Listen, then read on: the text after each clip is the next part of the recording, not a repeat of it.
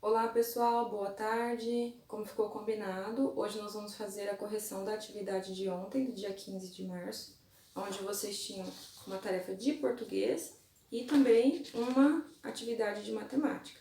Então vamos começar com o texto que eu vou ler para vocês. 15 de março, Dia Nacional da Escola. Recordações de minha escola. Isabel Cristina Silveira Soares. Da minha escola querida, jamais vou me esquecer. Da professora Margarida ficou doce aprender.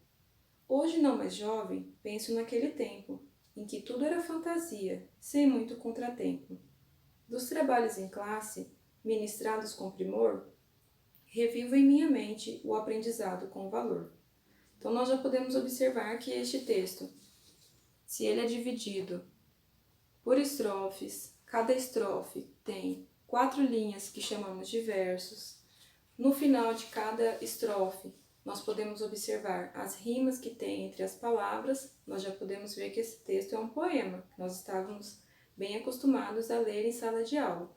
Então, aqui na interpretação, entendendo o poema, a número 1 já está perguntando justamente isso. Este é um texto instrucional, poético ou informativo? Então, nós já podemos perceber que é um texto poético porque ele tem um formato de poema, ele tem as rimas de um poema e ele é um poema em homenagem ao dia da escola. Então, ele é um texto poético. Na letra B, está dizendo assim: ele fala de recordações da infância, da beleza da escola ou das lembranças da escola. Ele lembra sim a infância, ele fala sim da escola, mas é um texto que está lembrando, né? É uma lembrança da escola. Quem escreveu o poema está lembrando dos momentos bons que passou na escola. Então, vocês vão vir aqui e marcar a terceira opção, que é a opção correta, ok? Quem marcou certinho, lembra que na sala a gente sempre fazia isso na hora da correção? Para ter certeza de que corrigiu, de que revisou, de que está com a resposta certa? Se você já tinha marcado que é um texto poético, vem aqui e faz um certinho no lado. Se não tinha marcado ou marcou errado, apaga e marca de novo para ficar tudo certinho, porque essas atividades vão ajudar vocês a estudarem, aprenderem e também se preparar para as avaliações. A mesma coisa aqui, se você já tinha marcado essa opção, coloca um certinho na frente, se não tinha marcado ou se tinha marcado errado, refaz, não tem problema nenhum. Eu estou aqui justamente para isso, para a gente rever o que fez, ter certeza de que está certo, não ficar nenhum erro, ok? Não precisa ter vergonha, não precisa ter medo de errar, porque o erro faz parte do nosso aprendizado também. A prof também erra muito, tem aprendido bastante, né, com essas aulas e a gente vem tentando melhorar cada vez mais para que vocês também consigam aprender cada dia mais, ok? Bom, então na atividade número 2, foi pedido para que vocês procurassem o significado das palavras abaixo. Todas elas estão na terceira e última estrofe do poema. Então são elas: ministrar, primor e reviver. Ministrar é o mesmo que dar aulas. Então, em alguns dicionários, ele vai dar vários significados, mas aí vocês vão identificar o que mais vai se encaixar no que a gente leu, né, no texto ou no poema, como este aqui no caso. Então, ministrar é o mesmo que dar aulas. Toda vez que for pedido o significado das palavras, vocês não precisam copiar todas aquelas siglas que estão lá, porque às vezes a gente nem entende o que está querendo dizer, a gente vai aprendendo com o tempo a entender tudo aquilo, né? Então, tenta procurar um significado que se encaixe melhor no texto e coloca somente ele. Ministrar tem outros significados, mas no momento ali fala de escola, então eu vou pegar o significado de dar aula. Primor é algo feito com excelência, com perfeição. E reviver é voltar à vida, é renascer. Então vamos ler a última estrofe, trocando essas palavras pelo significado delas? Dos trabalhos em classe, ministrados com primor. Então, os trabalhos em classe, as aulas que eram dadas com perfeição, com excelência. Revivo em minha mente o aprendizado com valor. Eu volto à vida, eu renasço né, eu revivo em minha mente, nasce de novo em minha mente, retorna à minha vida o aprendizado com valor. Bom, então na número 3 nós temos 3 perguntas. Na letra A, que outro título você daria ao texto? Esta é uma resposta pessoal, cada um vai criar o seu título, né? Na letra B, segundo a autora, qual era o nome da professora e que marcas ela deixou na pessoa do poema? Então, o nome da professora era Margarida. Ela deixou lembranças ruins? Não, ela deixou boas recordações, né? Alguém que está lembrando da escola e da professora com saudade. Então, lembrando sempre que vocês têm que prestar atenção na pergunta e tentar fazer o máximo possível de colocar uma resposta completa. Por que colocar só Margarida se eu posso falar que o nome da professora era Margarida?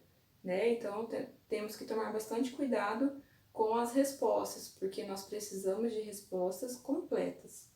E na letra C, você também gosta da sua escola? Justifique. Então, aqui também é uma resposta pessoal. Cada um vai dar a sua opinião se gosta ou não da escola e por quê.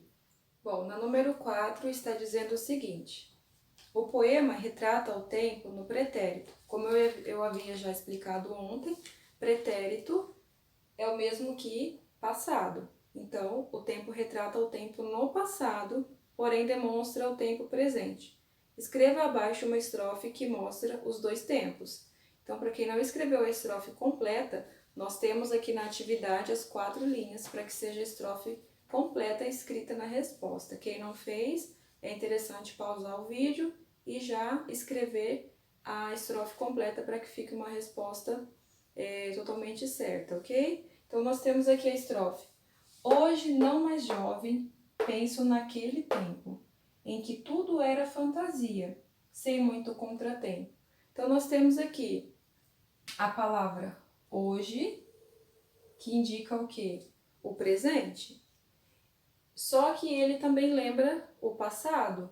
Então, nós vamos procurar os elementos no texto, no poema, que nos remete ao passado. Aqui está falando que ele não é mais jovem, né? Que ele já foi. Penso naquele tempo em que tudo era fantasia. Então, nós temos ali os 2 elementos que remetem ao passado e aqui o elemento que remete ao presente. Então, essa é a estrofe que está falando na atividade número 4. Quem não fez, é bom pausar o vídeo, copiar, responder. Se quiser fazer essas observações de circular e sublinhar, que é a palavra que remete a este momento, pode ficar à vontade também. Bom, na atividade 5 está pedindo para retirar do poema uma palavra de cada dessas aqui. Então, na letra A nós temos substantivo próprio. Nós já sabemos que o substantivo é o que dá nome a todas as coisas que existem.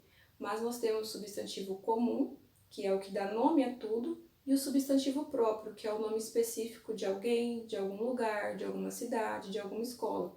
Então, aqui no caso do poema, nós identificamos o nome Margarida, que é o nome da professora.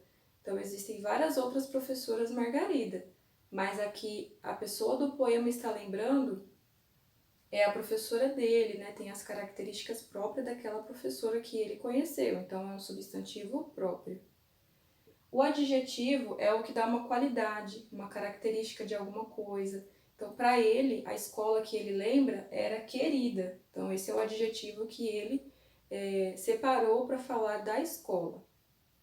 O verbo é quando indica uma ação, quando a gente está fazendo alguma coisa. Aí no poema tem bastante verbo, eu separei esses 2, né? Que é o verbo esquecer e aprender. Então, às vezes é uma ação com o corpo, às vezes é uma ação com a mente, né? Então, nós temos aqui essas 2 opções, vocês podem escolher qual vocês querem colocar na atividade de vocês, ou se vocês colocaram uma outra que também indica uma ação, não tem problema deixar o que vocês escolheram. E o pronome possessivo, a gente já percebe que é algo de posse, né? Então, no texto a gente pode ver que ele está falando da minha escola. Então, a escola era dele no momento que ele estava lá estudando, né? Então, aqui no caso, o pronome possessivo é minha.